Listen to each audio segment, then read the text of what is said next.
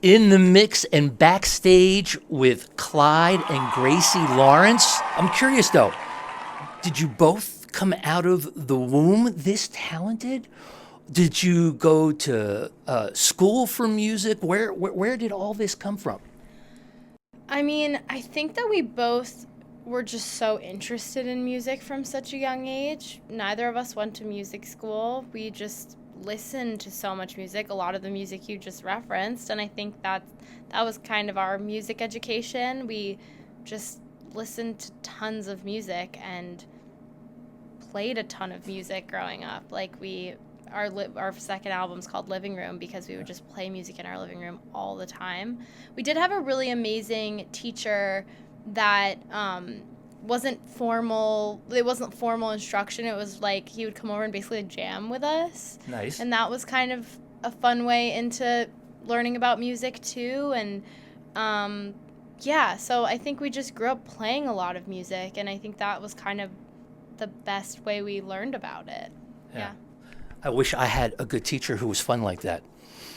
It was great. I ended up on the other side of the glass behind the console because when I took guitar lessons as a little kid, because I've been in music my whole life, but when I started out, I wanted to play and I wanted to perform, and oh my God, not too late. It was a terrible teacher, and he just took the love out of it, not the love out of music, but my love of playing. Yeah. But I do hope one day to go back to it. Yeah, I really do. How many years are you guys apart? I know you're 27. Yeah. 31. Okay. Well, that's not too bad. That's not too bad at all. You guys can totally relate.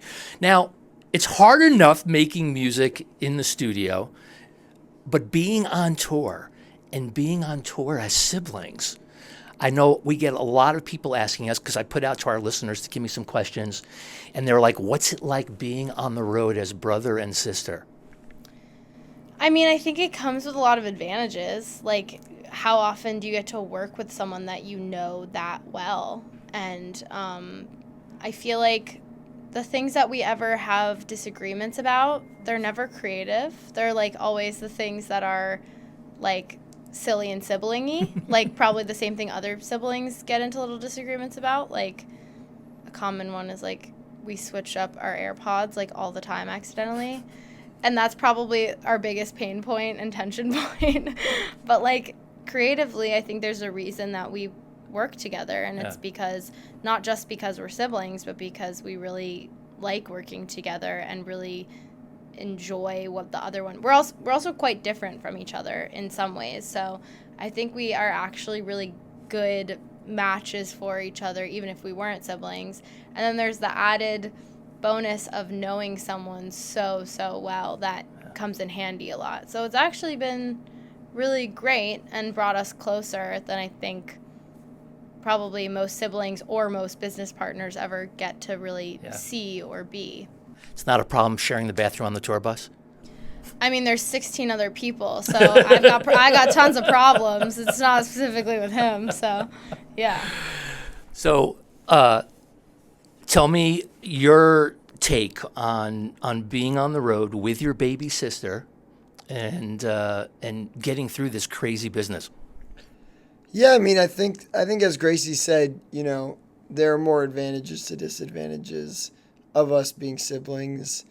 I think that, you know, we're also such close friends, and so is everybody else in the band. So I think that it's interesting to be working with your closest friends, and that takes setting up the right kind of systems and you know, infrastructure within your business to make sure that despite being really good friends and allowing you to continue to be really good friends, but also allowing like the organization to flourish and be productive. That's something we put a lot of thought and a lot of work into, not just for me and Gracie, but for the band as a whole, to make sure that we're able to remain as close friends and goof around with each other, but also be set up in a way where we like to think we're really, really like a well-run organization. Yeah, family business. Exactly. Yeah, and that's phenomenal because it's a difficult business. It's difficult. Life on the road is hard. And to be a well-oiled machine, it certainly helps. How did the relationship with John Bellion come about? By the way, huge fan of John Bellion. And for those of you who don't know, singer, songwriter, performers, worked with a lot of people. And these talented people, along with the band, are signed to his label. Tell us a little bit how that came to be. Yeah, we met John years ago. We were just opening up for him at a show, and we really hit it off with him, both like musically and personally. And he is a New York guy. We're New York people. So we linked up with him in New York a while later. And we had been fans of his already. We linked up with him in New York and just like started kicking around music ideas together for our new album and whatever. And eventually he didn't have a record label at the time. Right. You guys are his first signing, right? Yeah, his only one. Yeah. So, basically we got involved with him in that respect of like him helping out with the music, him kind of forming this indie label to partner up with us in distributing our music. And so it's been really, really fun. Nice. Lawrence is a big band with a lot of talented people. And that could be very, very expensive. In today's world, how do you guys make the economics of it work when you've got so many people and you're bringing around a lot of stuff? I'm not sure the public really gets what goes into doing this and grinding it out every day and going from city to city and having it all happen.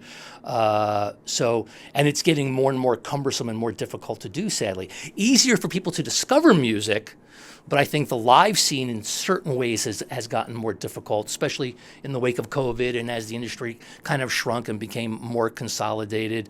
So are you divvying up responsibility? Is everybody in the band kind of carrying their weight? Yeah, so we've always kind of had this unusual way of doing things, which is that we each take on like jobs beyond singer. Like I'm running our social media and, Clyde's doing our finances, like things that are jobs that you would typically farm out to other people. And of course, we have help. Like we have someone on the road right now coming to capture footage. We didn't have that on the last headline tour, and that's really exciting. Yeah. So we were able to expand a little bit, but each of us is doing the jobs that a lot of other people wouldn't be necessarily doing. Although I see a lot of artists starting to now, which is really cool. I think probably as a product of what you're talking about. But like the guys in our band, like this morning, built the video walls. Like we're doing a lot of things. I don't know whose computer that is, but someone's phone is ringing. Clyde is going to hang up on them. Someone's phoning in. It's ET. But yeah, no, like we're all doing a ton of the jobs that you could hire someone else to do and bring on the road. So it creates for a very busy day. Yeah. But I think it's also really exciting to have such a hands-on approach to your own business, and probably connects you with your fans in a way that feels unique. Yeah. There's definitely more of an immediacy of being aware and being so involved with the whole process.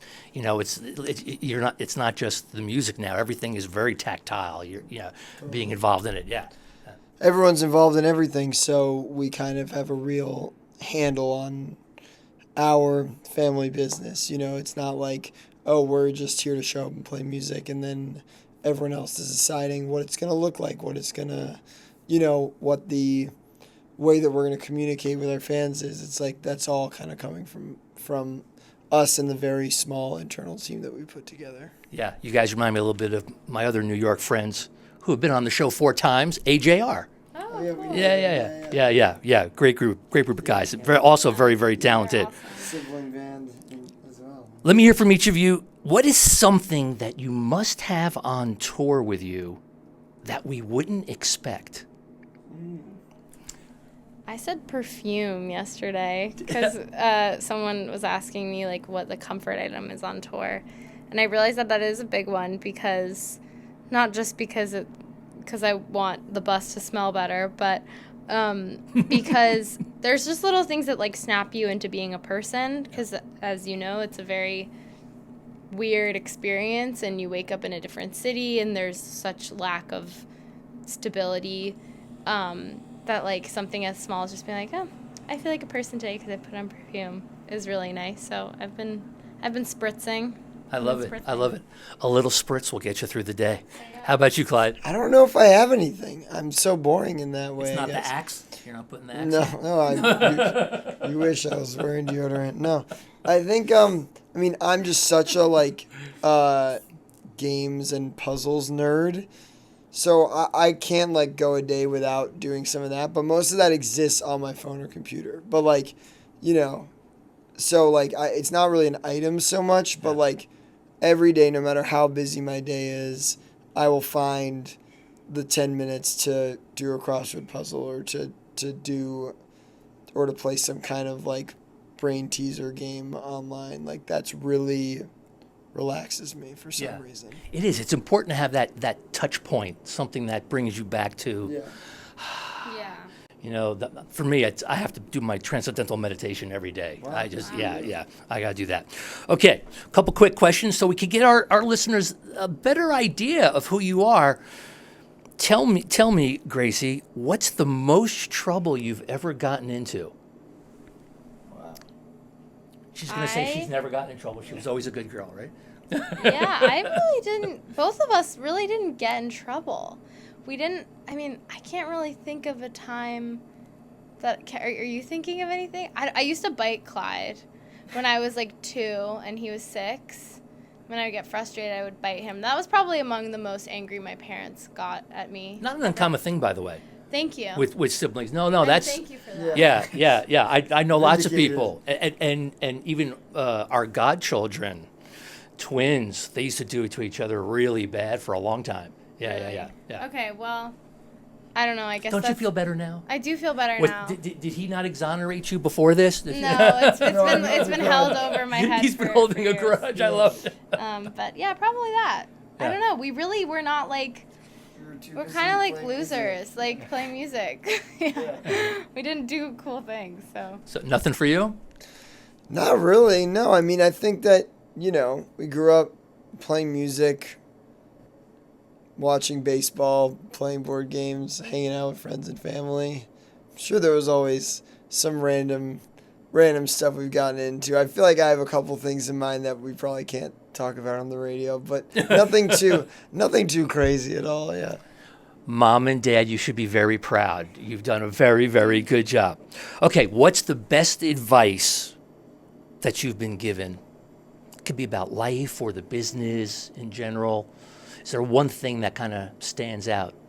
I feel like Nobody Knows Anything is a good one that I always refer back to, which I believe is a William Goldman quote. Amazing writer that we all love. I think like that has come into play at a number of points in my life where even just moments where our career diverges from careers of people I admire, or I think, oh, it should have gone this way, or it's helpful to just remember that, I guess I expand that to mean this journey looks really different on so many people, and everyone's an expert on their own experience, but not necessarily on anyone else's. So I try to remember that because this is such a weird competitive industry and you get a lot of advice all the time. So I think just remembering to stay true to yourself because you really only know your own experience the best. That's helpful, I think. Yeah. And staying true to yourself, that actually reminds me, I'm going to digress for a second. Clyde, out there earlier when you were talking about, both of you were talking about that difficult time when you're trying to walk away from a song you're making, and when is it done, and did we do enough? The producer, remixer, studio geek in me, that was something for years I always struggled with, but I've gotten so much better with it now, and I think it's kind of similar with life. Is just but I couldn't help but tie it back to a technical recording thing, because that's always every song you make, it's like giving birth to a child, right? And then having to let it go. Okay, so back to you. Best advice, if any, you've gotten so far. Two things come to mind. One from each of our parents. Our mom always says everyone's a package, which means I think like that everyone has their good sides and their bad sides, which is a bit obvious, but specifically in saying that they're a package, it's saying like their good sides and their bad sides are inextricably linked. So if there's something you really like about a person, but then there's something that they do that bothers you, I always try to like think for a second about whether the thing they've done that bothers me is like so connected to the things I also like about them, and then like try to give benefit of the doubt in that respect, and about ourselves too, like cutting yourself some slack of like understanding that ways in which you might disappoint yourself sometimes, understanding that that might be like an inextricably linked other side of the coin of a quality of your own that you do really like. Not to say that we shouldn't always be working on ourselves. So that's something my mom always says. Something my dad... It's good advice. I like that. Yeah, no, I think about that a lot. And something our dad always has said to me, or maybe not always, I think he said it honestly only once or twice, and it really stuck with me, was just like really enjoying the ride that you're on while you're on it. You know, I think like that's something that I try to like, you know, as we talked about earlier. In hip replacement. I'm in a, yeah, well, it's like I'm in a band with my sibling, 6 of my best friends. We're all in a moment in our lives where we're able to put our full mind into this. You know, like things, so many things change in life, and it's like such a fun, we're so lucky to be on the ride that we're on. Right. And I try to like actively enjoy that, because hopefully it will last for a really long time, but I'm sure it won't last in exactly the same way forever. So try to just like actively enjoy that as it's happening, and not have it be something that I only enjoy in retrospect. All righty. Listen, we got to let these people go. They've got a show coming up.